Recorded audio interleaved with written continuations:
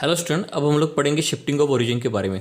अगर मान लो हमारा एक पुराना ओरिजिन था ओ 0,0, तो पुराने ओरिजिन में मैंने एक पॉइंट, एक यहाँ पे रेफरेंस पॉइंट ले लिया जिसका कोऑर्डिनेट एक्स और वाई, यानी पुराने ओरिजिन से ये वाला डिस्टेंस एक्स और ये वाला डिस्टेंस वाई, स्मॉल एक्स और स्मॉल वाई।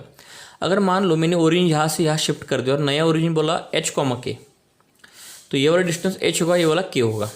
अब क्या करेंगे, नया जो कोऑर्डिनेट सिस्टम है उसको बोलेंगे कैपिटल एक्स एक्सिस और कैपिटल वाई एक्सिस। तो इस पॉइंट का नए कोऑर्डिनेट के हिसाब से ये वाला डिस्टेंस मैंने माना अगर कैपिटल एक्स और ये वाला डिस्टेंस मैंने माना कैपिटल वाई। तो क्लियरली आपको ये दिख रहा है यहाँ पे small x is equal to h plus capital x और small y is equal to k plus capital y. बस अगर आपको क्वेश्चन दे दिया कि मान लो कि पॉइंट है पुराने कोऑर्डिनेट सिस्टम में, उसका वो पॉइंट था 2,3, नए कोऑर्डिनेट सिस्टम में हो गया -3,4, यानी पुराने वाले को स्मॉल एक्स स्मॉल वाई बोलो और नए वाले को कैपिटल एक्स कैपिटल वाई बोलो। तो आपको पूछा है कि इसका नए कोऑर्डिनेट का ओरिजिन क्या होगा, यानी एच की क्या होगा। तो बस एच क्या का मतलब क्या, तो स्मॉल एक्स माइनस एक्स, के का मतलब स्मॉल वाई माइनस वाई, इसका मतलब 2 - 3 यानी 2 + 3 यानी 5 और 3 - 4 यानी -1। बस आगे एच और के। अब रोटेशन ऑफ एक्सिस, तब भी आपका पॉइंट का कोऑर्डिनेट चेंज हो जाता है। जब समझ लो मेरे पास एक ऐसे एक्स और वाई एक्सिस है पुरानी, स्मॉल एक्स स्मॉल वाई। अब इस एक्सिस को मैंने इस वाई और एक्सिस को ऐसे रोटेट कर दिया, ऐसे दिख रहा है क्या, ऐसे रोटेट कर दिया थीटा एंगल से। तो एक्स एक्सिस थीटा एंगल से ऊपर जाएगा तो वाई एक्सिस थीटा एंगल से नीचे आएगा ना, यहाँ पे ऐसे ये एंगल सेम होंगे।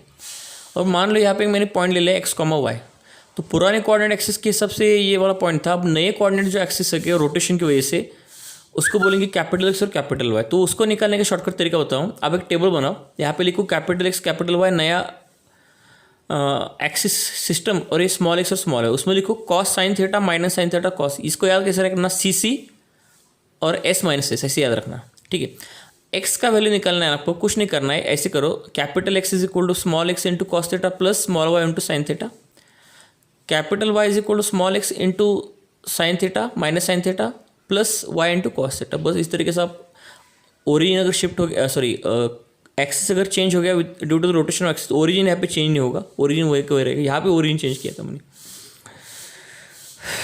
ओके। अब लास्ट वाला पार्ट है position of 2 points about a line A X plus B Y plus C is equal to 0।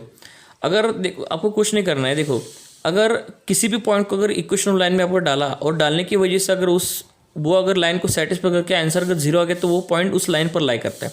मान के चलो मैंने इस लाइन के इस साइड में x1 y1 पॉइंट माना a और इस साइड में पॉइंट माना b y1 y2। आपको कुछ नहीं करना है, एक बार ये वाला पॉइंट इसमें डालना है और ये वाला भी पॉइंट इसमें डालना है। डालने के बाद अगर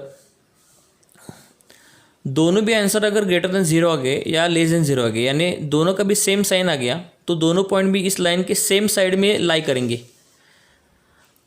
यानी अगर पहला पॉइंट अगर इक्वेशन लाइन की इक्वेशन में डाला और आंसर पॉजिटिव आ गया और दूसरा पॉइंट भी लाइन की इक्वेशन में डाला और आंसर पॉजिटिव आ गया, या पहला पॉइंट लाइन की इक्वेशन में डाला आंसर निगेटिव आ गया, या दूसरा पॉइंट लाइन की इक्वेशन में डाला आंसर निगेटिव आ गया, अगर सेम साइन आ गया दोनों के लिए, तो इसका मतलब दोनों भी पॉइंट सेम साइड लाइन के सेम साइड में आएंगे। अगर एक पॉइंट मैंने एक लाइन की इक्वेशन में डाला और दूसरा भी पॉइंट लाइन की इक्वेशन में डाला, लेकिन जो आंसर आ रहा है वो अपोजिट साइन का है, मान के चलो अगर पॉइंट ए डालने से आंसर पॉजिटिव आ गया और पॉइंट बी डालने से आंसर निगेटिव आ गया, इसका मतलब दोनों भी पॉइंट लाइन के अपोजिट साइड लाई कर रहे हैं, एक साइड में लाइन नहीं कर रहे। और इस कंसेप्ट को बोलते हैं position of 2 points about the line. बस ये वाला तरीका लगाना, सेम साइन होगा तो लाइन के सेम साइड में आएंगे, अपोजिट साइन होगा तो लाइन के अपोजिट साइड में आएंगे। बस इतने सारे पार्ट है ये वाला, ठीक है। और इसके बाद में आपको image of given point about the axis और अबाउट द गिवन लाइन वो कैसे निकालना है आपको समझा दूंगा। Thank you so much.